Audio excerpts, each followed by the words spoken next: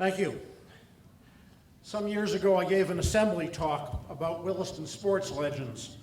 Rick Francis, who was retiring that year, commented, "Tell her, if you're up there talking about sports, I know it's time for me to go."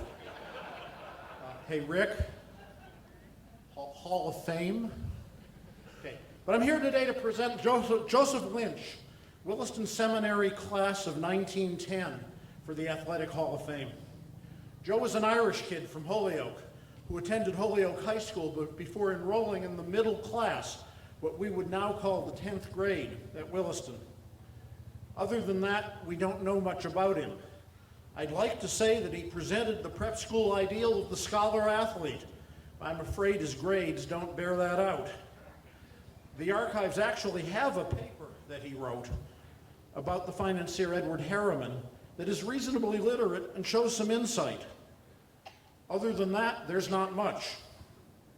His 1910 classmates elected him best athlete, as well as merriest, biggest roughhouser, and biggest bluffer.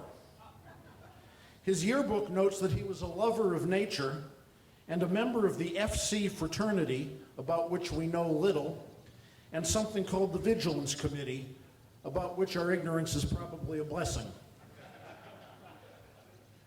Joseph Lynch excelled in sports. He played right guard. I'm sorry, are people hearing me? This seems to be cutting in and out up here. Okay. Joseph Lynch excelled in sports. He played right guard on an intramural football team, but he was in his element in baseball and basketball. Joe was the first baseman on the Williston Nine for 3 reasonably successful years, although interestingly, Holy Cross tried to turn him into a pitcher. And there's a suggestion that he struck out a bit more often than his friends and teammates might have liked. But in basketball, Joe Lynch was unstoppable. Standing 6'1", towering over his teammates in an era when kids were simply shorter than today, he was an ideal center. His long arms and quick feet made him a defensive monster, and he was a scoring machine. Over his career, he scored 394 points in 28 games. And before you exclaim, "But that's nothing," remember the game of basketball, invented only 17 years before Lynch arrived at Williston, was very different. Dribbling, for example, was rare. Players moved the ball primarily by passing. Players thus tended to spread out more, playing what we would now call zones. Most shots came from a distance, so scores were lower. And of course, the three-point shot hadn't even been dreamt of. Foul shots were rare, and the charity line was 20 feet from the basket. Even the metal hoop and net, which replaced a bottomless peach basket, had been introduced only as recently as 1906.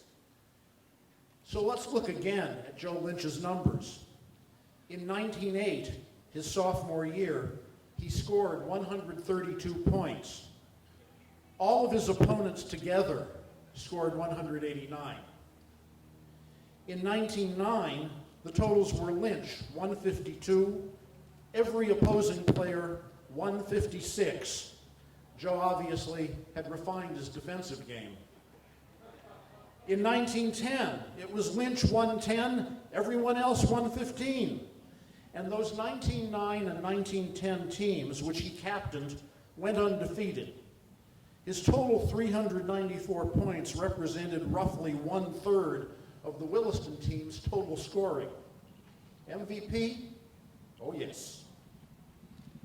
Joseph Lynch left Holy Cross after his sophomore year to help manage his father's construction and brickmaking company. He served overseas in World War I, then returned to his native Holyoke, where he was a prominent businessman, community leader, and enthusiastic golfer. He died in 1947. Since we were unable to identify any surviving descendants, I invite head of school Robert Hill to accept this citation, inducting Joseph Edward Lynch, class of 1910, into the Williston Northampton Athletic Hall of Fame.